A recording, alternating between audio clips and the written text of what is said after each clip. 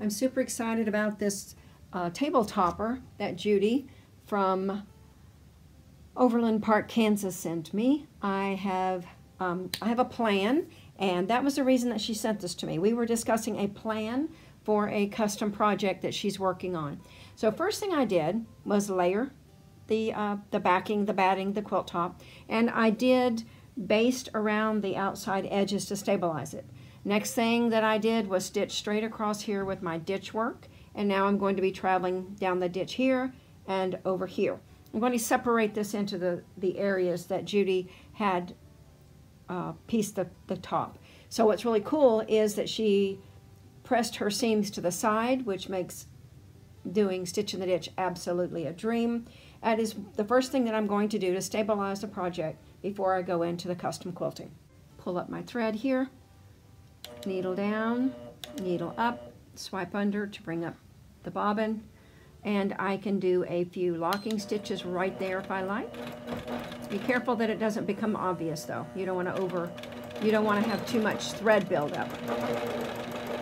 So I'm just traveling right down the ditch. This is prepared really, really nice, Judy. Thanks so much for this. And with the stitch regulator on, you can go as slow as you're comfortable, or when it's this nice, you could travel a little faster. Big swoop out, come back, take a single stitch, needle down, needle up. That brings up the bobbin, and we cut the thread there. So I'm going to continue ditching the seams, and then I'm going to turn on Intelliquilter, and I'm going to use line pattern to go around the pretty applique. I ditched all the seams, and now all of these different sections are looking nice and crisp. I want you to notice that I'm using a 60 weight glide thread, and it's not white. That would probably surprise some of you. I find that using a Vegas gold or sand when I'm using the glide 60 weight is preferable, because when I'm going across the red, it doesn't talk too much, and when I'm going across the white, as long as I stay in the ditch pretty tight, that blends in really well. So I recommend that you try that. You might be surprised how you like different colors for your ditch work. Okay, so I just finished with my manual mode. I'm going to say finished, and we're going to go to Design Sew Quilt. We are going to start new. Do you have a work in progress? Do you want to replace it? Yes, I know that I saved it. I can erase this and I can reset it. Now I'm going to be doing line pattern. It says move the needle along the path and touch OK to sample points. I'm going to use my presentation clicker and let my stylus have a break here. I have my laser light on my APQS machine, and I have it pointed right where the needle's going to go. So I'm going to start marking, and I'm going to mark around the lamb that's in the center of the quilt top. So as I move, I'm going to touch my presentation clicker. I have the receiver in my tablet. I'm going to move around. So as I move, marking every little detail that needs to be in there. The laser light is giving me the precision, and the presentation clicker is making it ever so convenient not to be reaching up, touching the tablet constantly, because we're going to stitch around this applique using line pattern.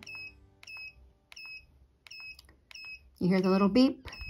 That helps me be confident that I am giving the information. I'm giving a registration there, and Intelliquilter knows exactly where I am.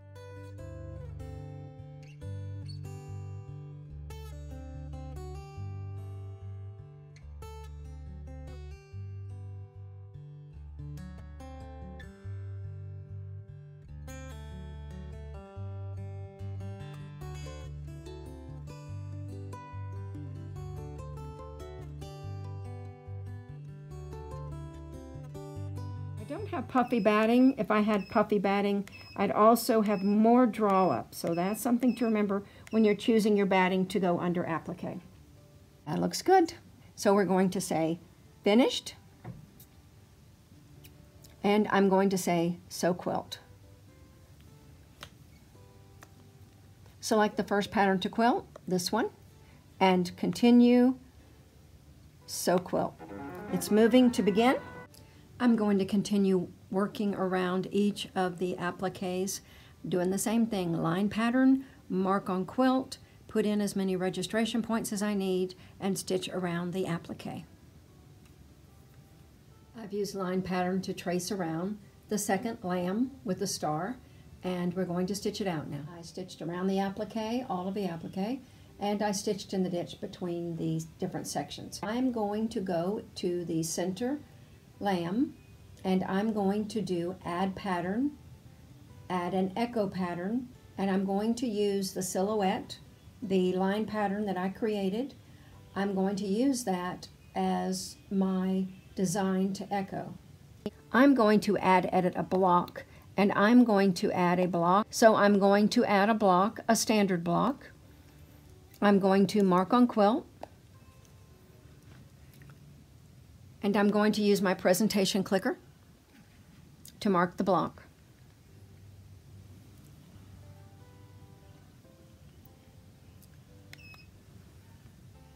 As I move, marking the block, and I'm going to close block. Finished. All right, now I'm going to go to add edit pattern. I'm going to add a pattern. It's going to be an echo pattern. Select the pattern you want to echo, that one, continue. So you can see on the screen how this is going to be. Now I have the repeats are at 10, that's the default. I'm going to change that to 4. I don't know for sure that's how many I need. And I don't want this to be super dense, so I'm going to say 0.75. Might even change it to an inch in a second. I want the points to be rounded, so now it says touch the area where you want to place the echo, right out here. I'm going to go to 5 repeats. That fills up the block. See why I needed it defined? This is showing me how many echoes I'm going to have. So I'm going to say that that looks good. Let's go to true size to check out the gaps. That looks pretty good to me. I think that's enough. So I'm going to close that menu, and I'm going to say accept. Now you can move the start and end points by dragging them on the screen. I need to zoom out. I don't want my start and ends to be inside the quilt. I'm going to pull this one down to the bottom of the design. Remember, I've got that block showing me what needs to be inside the block. So now I'm going to line up points. That means that all of my stops and starts are going to be outside of the work area. Now I'm going to say finished. That looks pretty cool. I'm going to say finished. Now I'm going to go to add edit block. I'm going to add a block, and I'm going to add a clipping block. Please select the patterns to be affected by touching one of their points. This one matters, this one matters, this one matters, this one matters. All 5 matter. So I'm going to say continue. It says, how do you want to define the block? The block is going to be a clipping block. So I can select the existing block. Remember the one that I marked right before I decided to do an echo? It's this block right here. I'm going to move my crosshair so you can see that a little better. Everything outside of that red block is going to be gone when I touch continue. That is using echo followed up with clipping block. Now I'm using blending thread. I've got that soft white thread. This is going to add texture, and it's going to keep the lamb at the forefront of the focus. That's what we're going to see when we look at the quilt. I think that's going to be just right. So I'm going to say finished. Now it asks me how I want to handle the transitions. I am going to choose to tie off when it bumps into the clipping block. And I'm also going to change my threshold to 0 because I don't want it to make any decisions for me.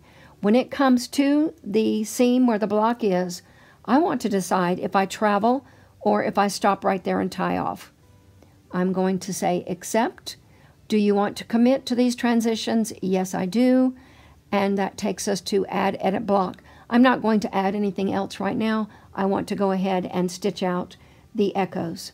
So I'm going to say finished, and I'm going to say sew quilt. Select the first pattern to quilt. I want to quilt the one that is closest to the lamb. Continue. Select the next pattern to quilt.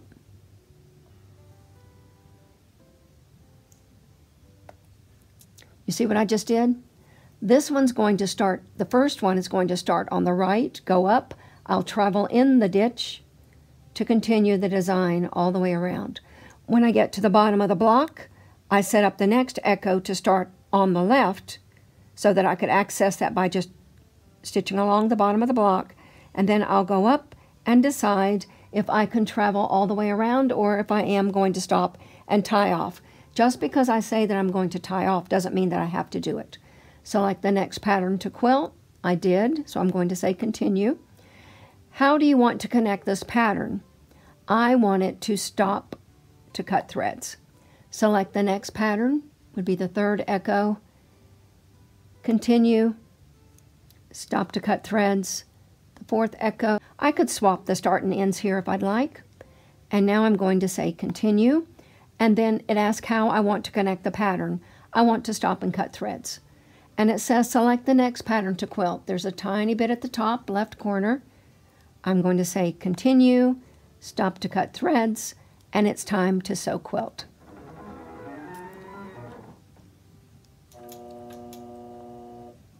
I'm going to turn off some of my LED lights so it won't be quite so bright. I think you'll be able to see the beautiful texture that this echo is going to create. It says, please set the regulated stitch length or constant speed on the quilting machine. That means turn off my blue light. For my APQS, that means I'm turning off my stitch regulator. Now I'm going to say continue, and I'm going to change my speed back to what I like to use when I'm stitching a design, but it's still slow enough that I'm going to be able to enjoy the process. It took a single stitch for me. I'm going to swipe under, bring that up. Let me see if that laser light shining down below is distracting. I think I'll turn that off also. Okay, so here I'm going to gently hold these threads, and we're going to touch start.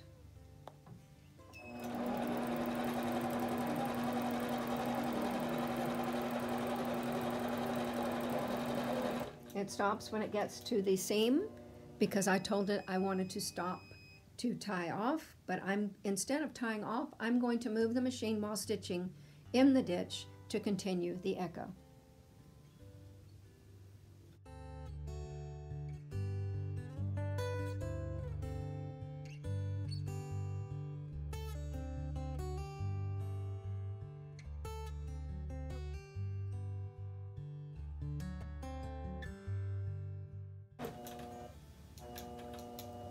It says cut the threads and touch start. I'm not going to cut the threads. I'm simply going to move over so that the next start is available. Here we go. And when I touch start, it's going to go. And it stopped right in the ditch, just like I wanted it to. I'm going to look at this and see how far it actually needs to travel. Not very far. I'm going to go ahead and stitch that right up the ditch.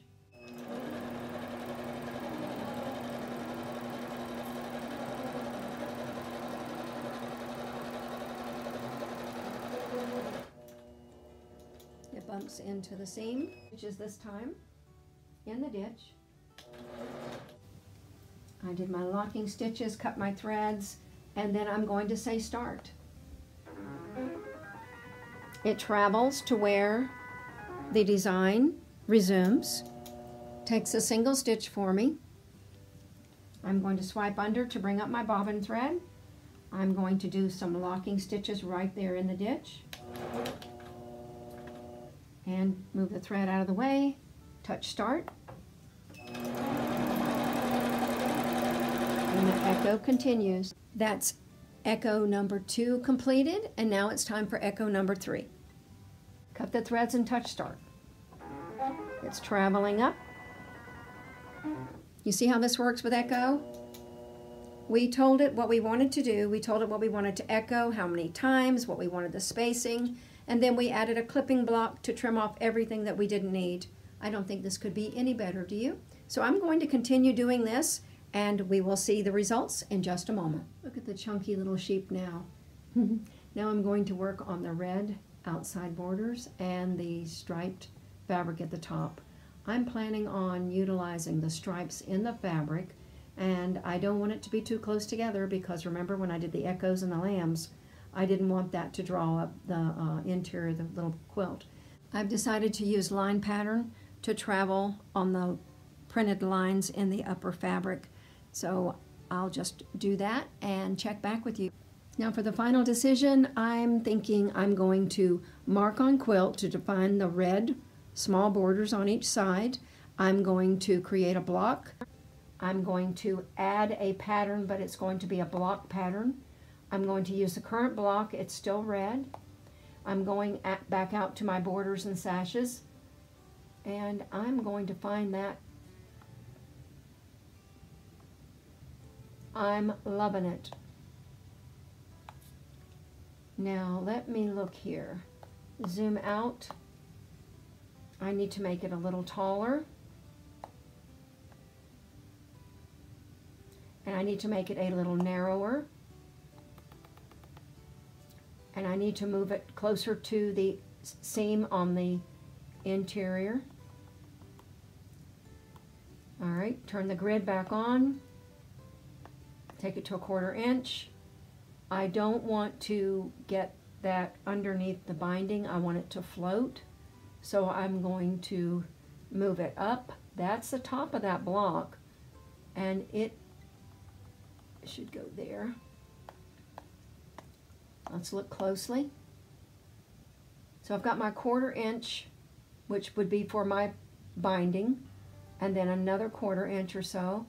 Now let's pan around and see how it fits inside the block. The block is defined by the pink. I have my 1/4 inch at the bottom. I'm loving this. I'm going to say finished. Finished. Sew quilt. That's a good look. Continue. Sew quilt. It's moving to the beginning. Takes a single stitch. Back up here to the start. Need to touch restart to help me get my place. There we are. I need it to come down. Needle down, needle up. We've got everything set up and we're going to stitch this design.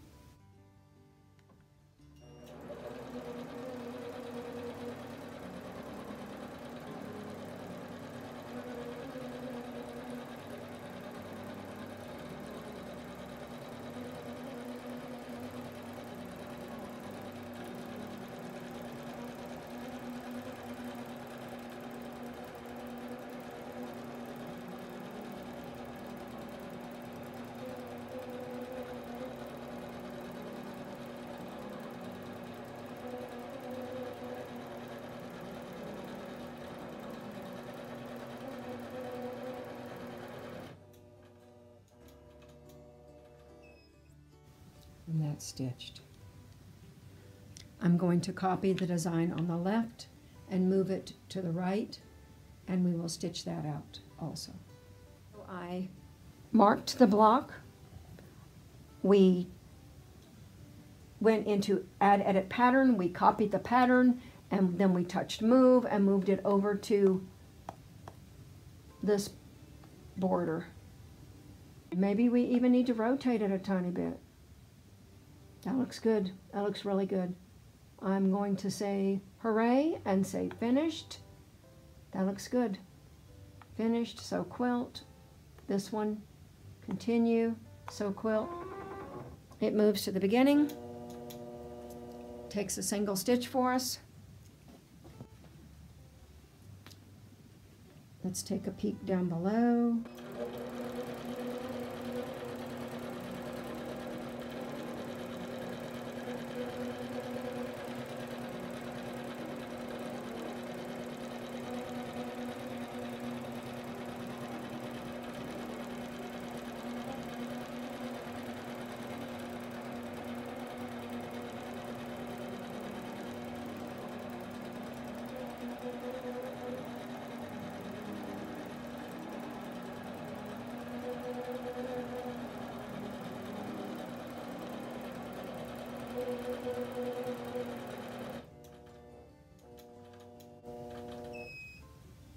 And that completes our wall hanging.